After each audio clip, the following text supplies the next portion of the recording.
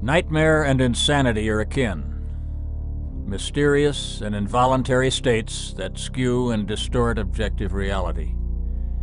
One wakens from nightmare. From insanity, there is no awakening. Whether Americans live in the one state or the other is the paramount question of this era. For 200 years, Americans have been indoctrinated with a mythology created, imposed, and sustained by a manipulating cabal, a financial elite that built its absolute control on the muscle and blood, ignorance and credulity of its citizenry. It has now metastasized into the corporate tyranny that owns and controls America. America began with the invasion of a populated continent and the genocide of its people. Once entrenched, it embraced enslavement of another race. With those pillars of state in place, it declared itself an independent nation in a testament that proclaimed the equality of all mankind. In that monumental act of hypocrisy, America's myth had its genesis. A constitution was written that came to be regarded as Holy Writ. Designed by men of wealth and prominence, its central purposes were to defend private property and suppress mass democracy. It has fulfilled those mandates beyond the dreams of its creators. With the existing oligarchy secure in law and native people largely exterminated, the ruling class increased its wealth and power fantastically in the 19th century, using the government as its enabler, exploiting to the limit the device of chartered corporations. So empowered, the financial elite used the military to expand its sway beyond the continent. Regions, territories, islands, and whole countries were annexed, invaded, and possessed outright, their peoples crushed, suppressed, and exploited. Because ordinary Americans, like any people, need to believe that whatever the ruling class undertakes in their name must be essentially benevolent, noble in purpose, and justified in fact, the American myth had to be radically modified for imperial expansion. The foundational myth was that the Americans had come to a howling wilderness teeming with godless savages, and through invincible strength of character and purity of purpose had tamed the land and honorably earned the right to possess their bountiful home. In the era of extraterritorial expansion, that version was polished to justify and ennoble imperialism. The new corollary was that America was obliged by our manifest destiny to carry our mission into barbaric darkness wherever tyranny created abuse and suffering. A national myth that absolutely binds the loyalty of a people to its government must be a subtle and powerful elixir that elevates and aggrandizes that people's self-regard. National policy will then appear to be an extension of its superior citizenry's inchoate will and an instrument of justified arrogance toward the lesser world. The simple, powerful myth of America's heroic and altruistic benevolence, shaped by the financial elite, infused Americans with a hubristic belief in their racial superiority that mobilized gave imperialist enterprises the character of a quasi-religious crusade.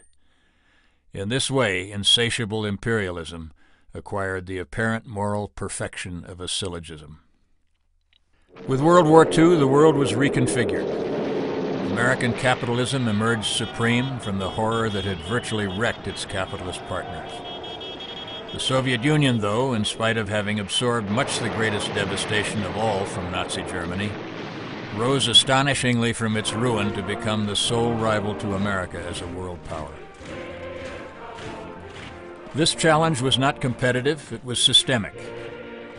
Soviet communism was a direct threat to American hegemony in that it categorically refuted the philosophical basis of predatory capitalism.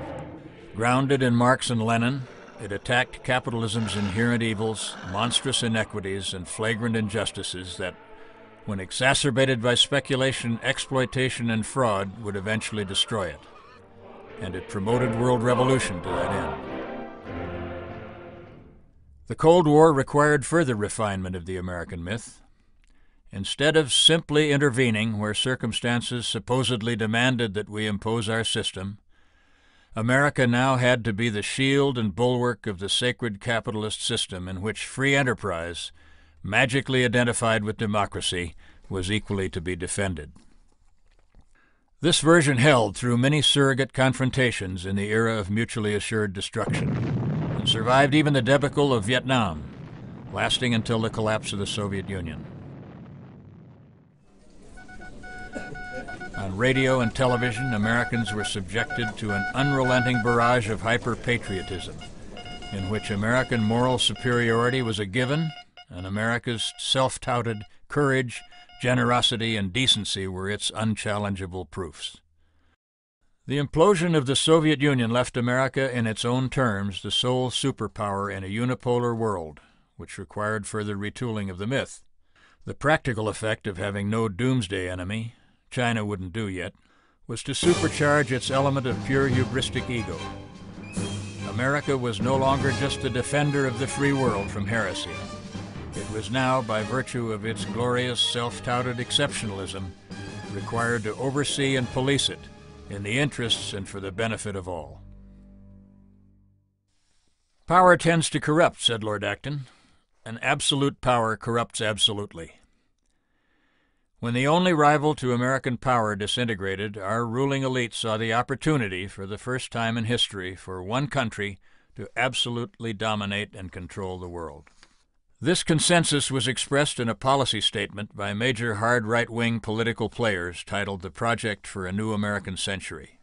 This triumphalist manifesto laid out a plan for absolute American access to and control of essential resources and raw materials worldwide, guaranteed by our military enforcing full-spectrum dominance.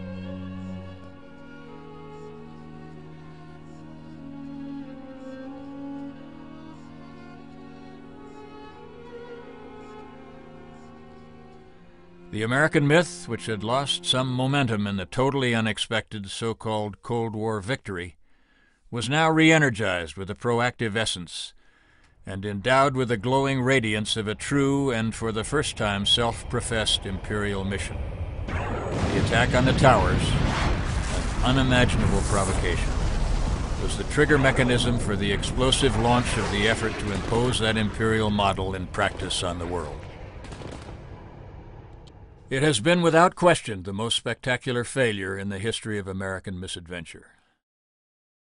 After a decade marked by the waste of trillions of dollars and thousands of American lives, the stunning bankruptcy of our internally burglarized nation, and a consequent recession more fundamentally damaging than the Great One, Imperial America has nothing to show for the astonishing folly of its arrogant overreach, but unequivocal disasters in Iraq, Afghanistan, and Pakistan, with no end of madness in sight.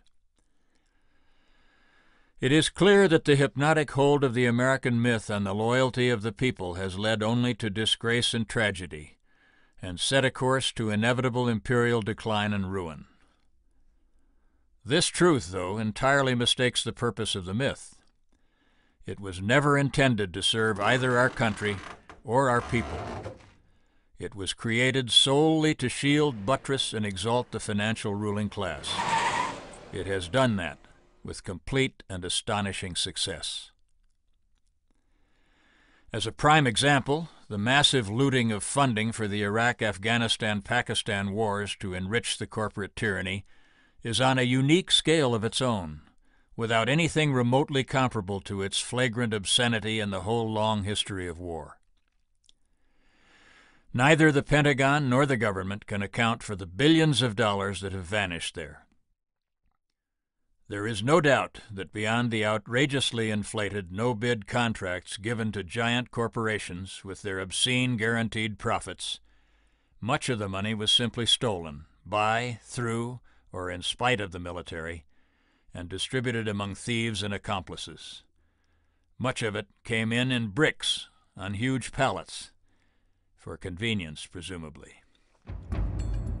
As this wholesale corporate robbery was in progress under military oversight abroad, the corporate tyranny evolved a new set of impenetrably complex devices for the generation of money without either any economically productive source or result at home. The sole driving force and purpose of capitalism is, of course, the realization of profit. According to that iron calculus, reducing production costs increases profit margin. This leads to the obvious conclusion that as production costs near zero, profit is maximized. There is no provision for social good in capitalist theory. Corporations, created to optimize commercial opportunity through efficient specialization, were originally required to operate for public good, but that provision was quickly finessed and forgotten. American law courts have always favored corporate concentrations of wealth since they, like the Congress, exist to serve moneyed interests. And the judiciary has consistently cooperated in ruling reliably for corporations and against the interests of the people. Indeed, without considering the question in law, the Supreme Court long ago endowed corporations with personhood, that is, with all the rights of human beings under our Constitution. That this travesty occurred as a slipshod clerical error shows that the Court preferred to mask this perversion of the intent of the 14th Amendment as an unexamined assumption, rather than risk an eventual test which would have created public outrage. Given the collusion of Congress and the courts in securing legal invulnerability for the corporate tyranny, and the fact that corporations' only duty is maximization of profit, it was inevitable that megabanks, huge brokerage houses, giant insurance conglomerates, gilded hedge funds, and credit agencies pretending to certify their work all engaged in massive criminal fraud and deception for just that purpose. The result was the crash of '08, the recession, and the unprecedented bailout of the biggest banks and investment houses with taxpayer dollars. So much for the invisible hand of the free market.